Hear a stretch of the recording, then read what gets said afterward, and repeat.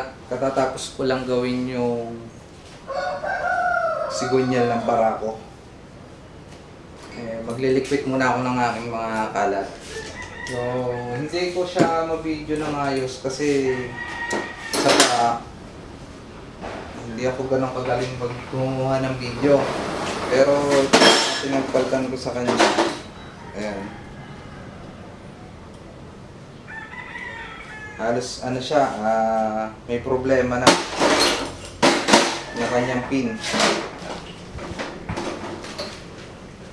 Yung pin niya meron na siya ng ng ukab yung sa baba. So ito yung kanyang pin. Ayan. Dito sa part na to, ayan, malalim. So sabi sa akin ni Kajon,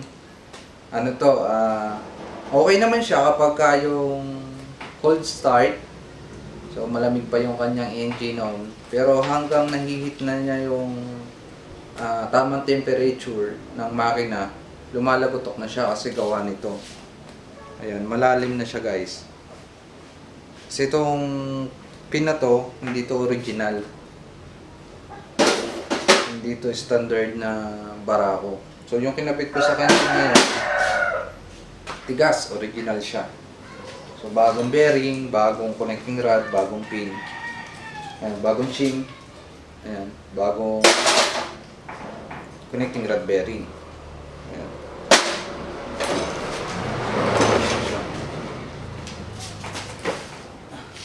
Ito yung ginamit ko sa kanyang press machine. Kasi nung huli na nagdala siya ng sigunyal ng Barako to, sumuko yung aking press machine kasi sobrang tigas eh. Pero maganda kasi welder yung naging kasama niya. Gajon, shoutout nga pala sa iyo, sir. Naging accurate kasi ako'y tinulungan niya para mapatibay yung ilalim ng aking ginagamit na pang-press. So ito lang yung ginagamit kong pang-press. Ayan. DIY lang. Siguro mas maganda kung banda-banda dyan, makakapag-build tayo ng isang magandang press machine. Ito yung bearing na pinautan ko sa kanya guys. Ayan. So, huwag nyo kalimutan mag-subscribe sa aking YouTube channel and hit nyo na din yung notification bell para maging updated kayo sa mga new videos pa na i-upload ko. At salamat po nga pala sa 22,000 subscribers. Ayan, marami po salamat sa inyo. So, nawa po ay sana'y dumami pa tayo.